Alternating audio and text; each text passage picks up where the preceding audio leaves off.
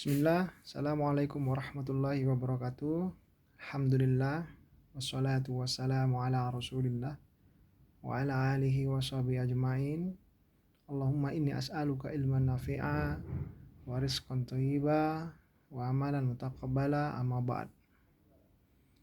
Kenalkan, nama saya Idul Febriandi Kawiba, founder Ziyada Consulting, konsultan bisnis dan manajemen yang mempunyai misi membantu para pengusaha muslim untuk bisa mempunyai usaha yang bertumbuh, lebih kokoh, mudah dikelola, mempunyai tim yang handal, selalu menerapkan syariat Allah, sehingga Allah mudahkan usahanya berkah, bermanfaat, lebih baik, lebih besar, dan lebih luas.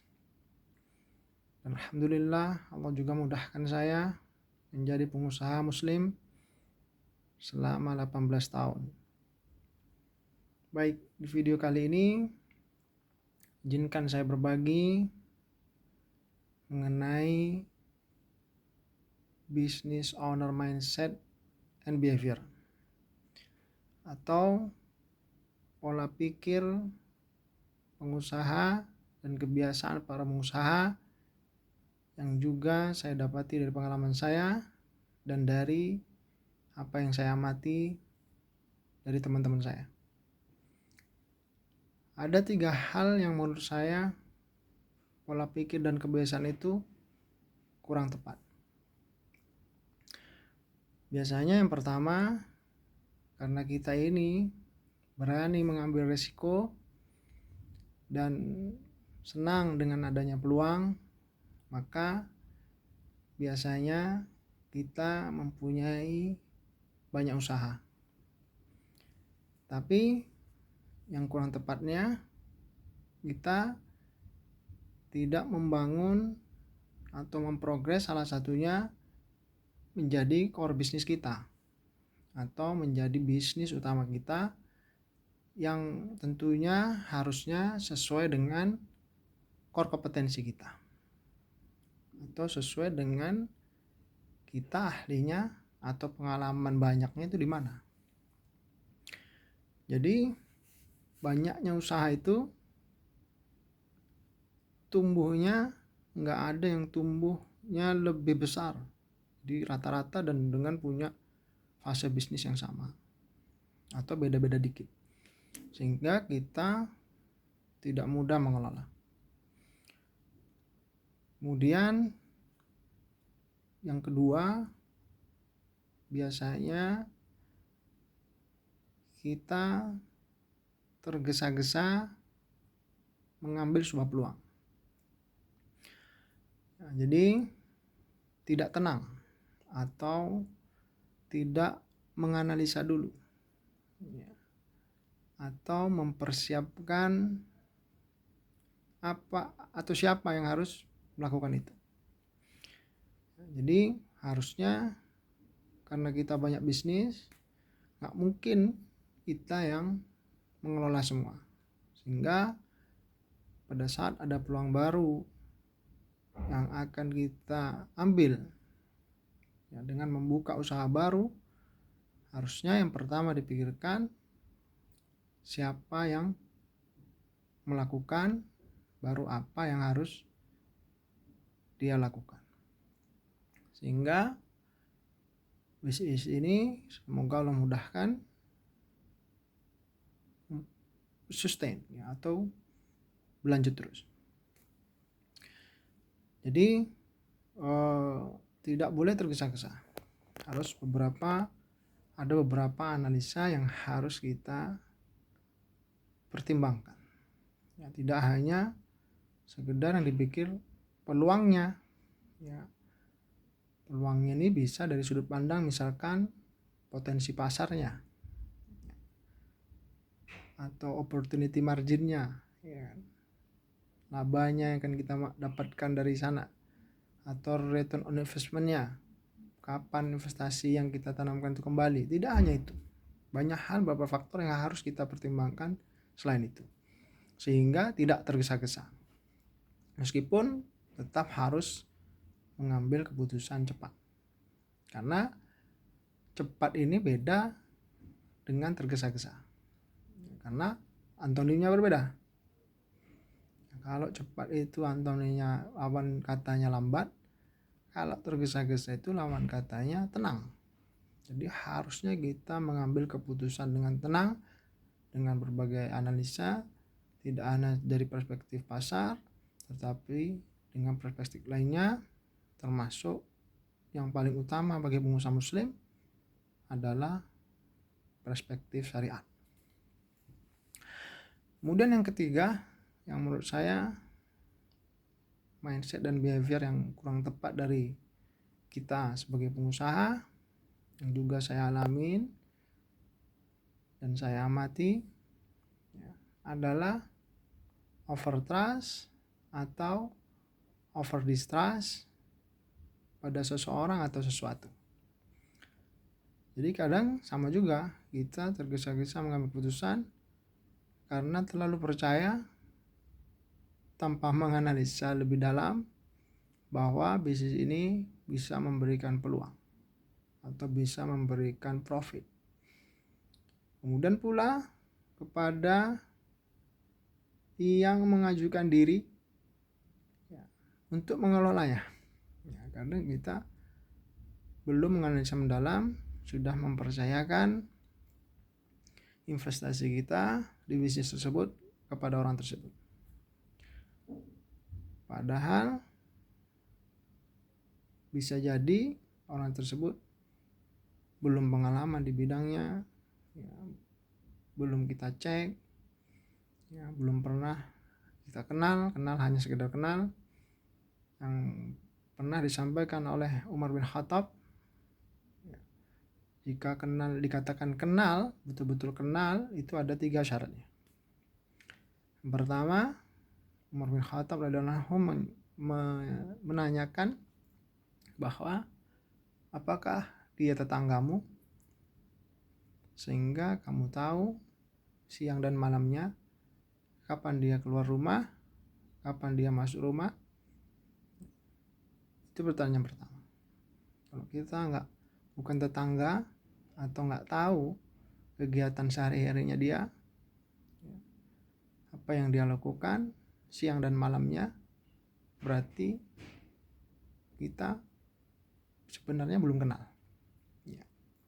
Dan kedua, kata Umar bin Khattab radhiyallahu anhu, pertanyaannya adalah apakah pernah bermuamalah dengan dinar dan dirham. Jadi kita tahu bahwa dia itu amanah. Maka seharusnya kita melakukan muamalah yang kecil dulu untuk menilai, sehingga tidak langsung masuk di investasi yang akan kita lakukan atau usaha yang akan kita percayakan kepada beliau untuk mengecek amanahnya dengan jangka waktu yang kita kira cukup, sehingga mengurangi resiko dari usaha yang akan kita buat. Dan ketiga, pertanyaan dari Umar bin Khattab radhiyallahu anhu menyampaikan, pertanyaannya adalah syarat dikatakan kita betul-betul kenal adalah pernah bersafar atau jalan bareng lah.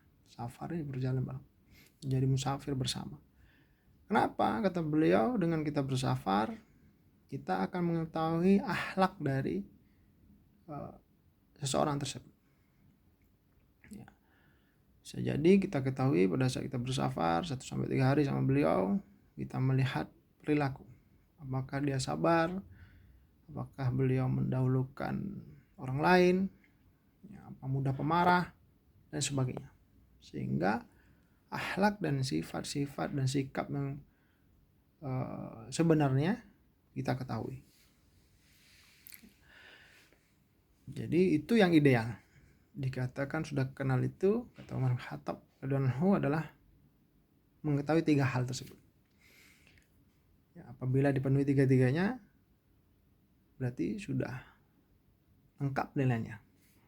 Ya, meskipun bisa jadi mungkin dari 2 faktor yang sudah kita lakukan misalkan sudah cukup. Kemudian selain over trust tadi saya sampaikan over distrust. Pada saat kita over distrust, ya, seperti kita bersama yang berlebihan ini selalu tidak baik.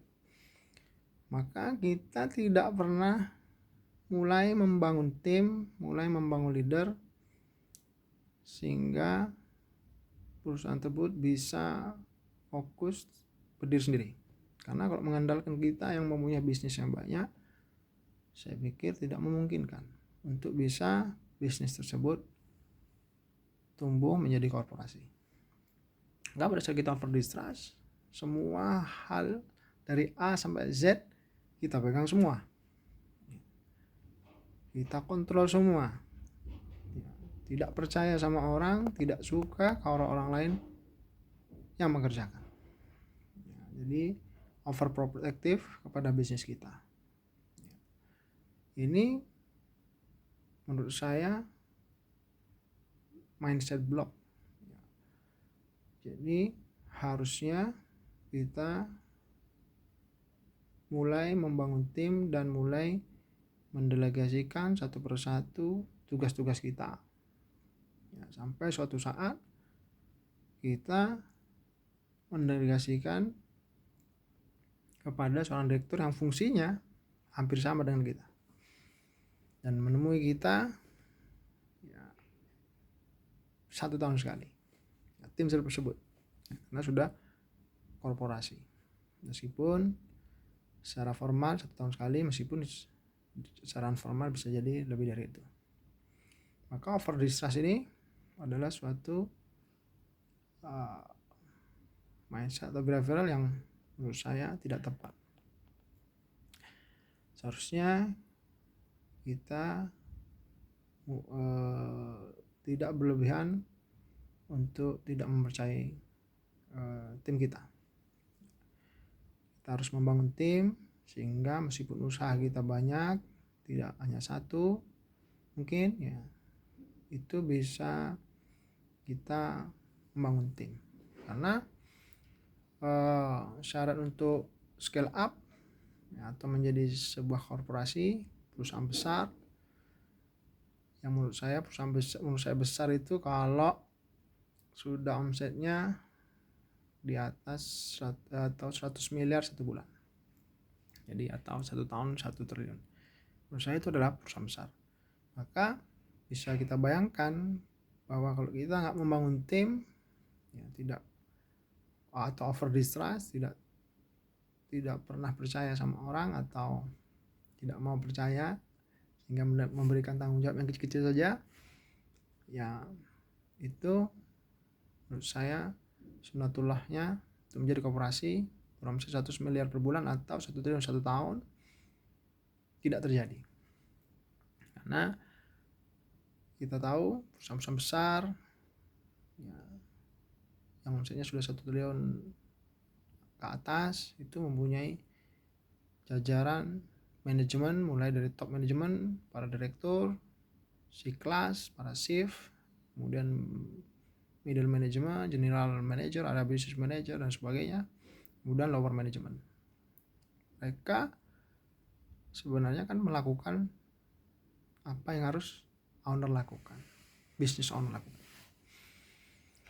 Ya, dari 3 itu moga-moga kita semua jika masih melakukan bisa meninggalkan ya, sehingga moga-moga Allah mudahkan bisnis kita bisa bertransform menjadi korporasi. Cukup sekian video dari saya, semoga bermanfaat.